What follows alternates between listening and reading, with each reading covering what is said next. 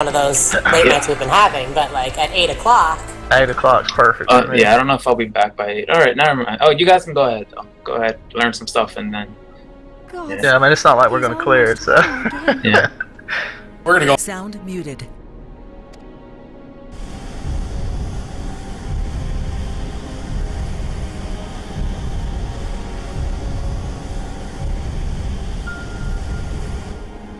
His size is staggering. I can scarce imagine how Grandfather stood against such a monstrosity. This cannot be allowed to proceed any further. Let us disable the coil and move on.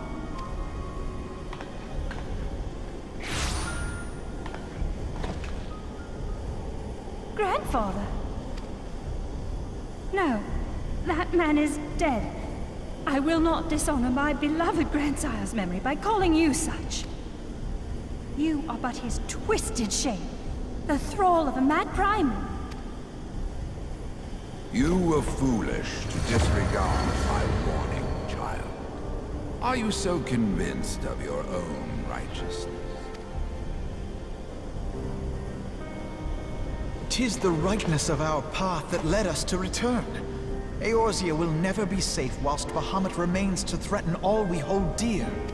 What of the hero who gave his life in defense of the realm? Do you truly dispute the justice of our cause? My poor, ignorant grandchildren. Your world is shaped by naught but recent conflict. Listen, and I will speak to you of justice. 'Twas in the twilight of the Third Astral Era. The southern land of Mericidia suffered invasion at the hands of the Allagan Empire. With no atrocity too depraved for their purpose, the forces of Alec were unstoppable in their advance. Desperate for salvation, the dragons prayed to one of their first brood, to their ancestor Bahamut. Infused by the power of their fervent supplications, Bahamut arose from the abyss of death and took wing as the Mericidians' newborn god. Yet this great miracle would only serve to further the maniacal designs of the dragon's imperial conquerors. The cruel fetters which bind my lord stand testament to the Allagan's boundless greed and hubris. I once summoned the 12 in an attempt to forestall the advent of the 7th Umbral Era. What then did the dragons of Mericidia do that I did not? Wherefore are they accursed and I exalted? 'Tis man's overweening belief in his own primacy that blinds him to the commonness of his condition and the truth of his own tyranny. As long as man is suffered to remain, the dragons shall never be at peace. Only when the plague of people has been expunged shall the children of Lord Bahamut be free. Then shall the world know true justice. Stop it! Grandfather would never say such things. His belief that people were worth saving never faltered. He had faith in their strength, that they could stand together and push back against the darkness seeking to shape them. A false hope. 'Tis folly to place one's faith in so flawed a race. Stand together? Huh. They would first need to agree on which direction to face. If history teaches us anything, it is that man cannot find common ground between his own 2 feet.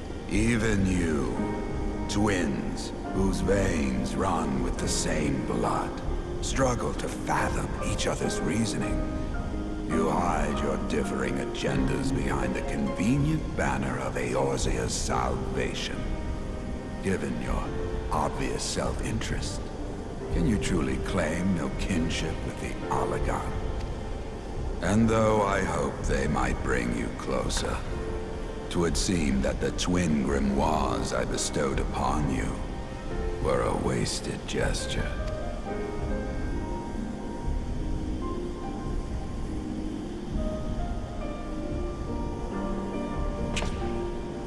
There may well be truth in your judgment of Alize and me, but such a one-sided tirade bemoaning the evils of man rings false, coming from the lips of Archon Louisoix. Tell me, do you champion the cause of dragons because Bahamut compels you as his thrall? Or is it because you yourself have transcended the limits of man's existence? Ah, so the possibility did not escape your notice. What I prayed for, and what I have become. These are the keys that unlock the truth behind Eorzea's rebirth. If you would have them, then you must needs take them by force. Come, rend this divine form asunder and claim your answers.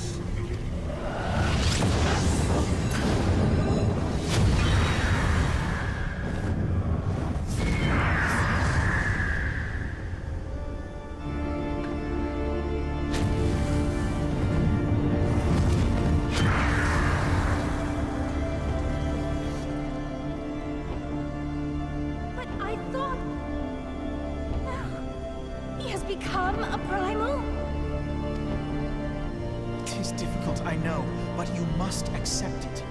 That entity is no phantom or imposter. It is our beloved grandsire.